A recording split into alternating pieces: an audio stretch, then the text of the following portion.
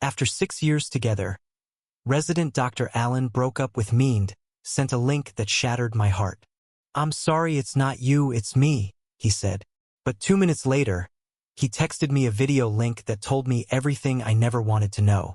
It wasn't just the end of love, it was the betrayal so cruel it rewrote our history. Allen and I had been together since we were barely legal, both of us newly moved to New York City, chasing medicine like it was salvation. He was a beta, I was an omega, though neither of us ever believed in the old dynamics.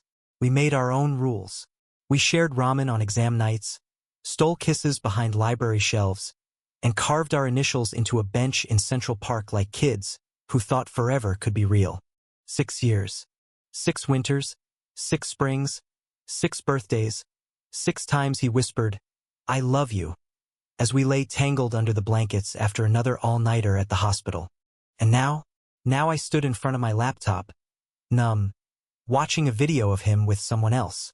I met Allen during orientation week at Columbia Medical. He was tall, quiet, with nervous eyes and hands that never stopped moving, tapping, fidgeting, healing. I, on the other hand, was the chaotic storm, curly-haired, sleepless, a touch dramatic, maybe more than a touch. He once said I lit up every room I walked into. I used to believe him. Back then, we didn't talk about second genders. It was taboo, old-fashioned, something the previous generation used to divide and define. Allen liked that I didn't scent mark him, didn't get possessive during my cycles. I liked that he kissed me like I was his first and last breath. We were building a future, weren't we? So when he sat me down on that Sunday morning in July, with his hands shaking and his voice steady, and told me he couldn't do this anymore, I laughed. "You're joking," I said. He shook his head. "I'm not." "Why? After everything, why?" "I've changed." But what really changed was him. The moment he walked out, I felt it in my bones. Something darker, something deeper than falling out of love. The link came 5 minutes later. Private video. Him. Another omega. A hotel room. His hands on someone else's waist the same way they used to hold mine.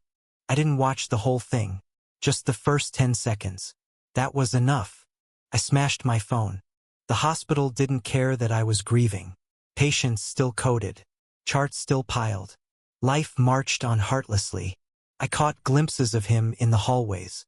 He avoided my eyes. I avoided breathing. There was a moment 2 weeks later where I almost caved. I found him sitting outside the cafeteria, scrolling his phone, hair messier than usual. For a split second, he looked lost. But then I remembered the video. I remembered what betrayal felt like. And I walked past him like I'd never known his name. The hardest part was the scent. It still lingered on my hoodie, my bed, my skin. They say omegas imprint easily. They weren't wrong. But what they don't tell you is how long it takes to unimprint someone. Longer than 6 years. Longer than forever, maybe. Still, I tried. I started running again. I deleted every photo, every voice memo. I even took down the Polaroid we'd stuck to the fridge. The one where we were kissing on the Brooklyn Bridge, holding iced coffees and dreams. My friends said I was doing better.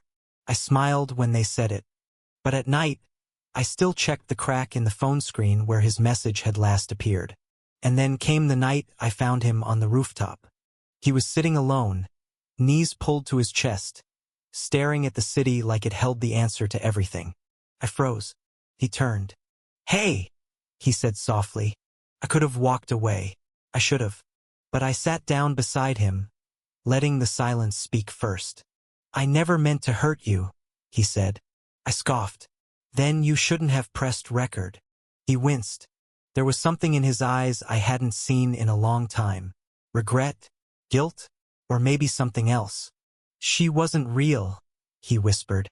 "It was a setup. I thought I wanted something simpler. Something that didn't feel like it might consume me." "And did it work?"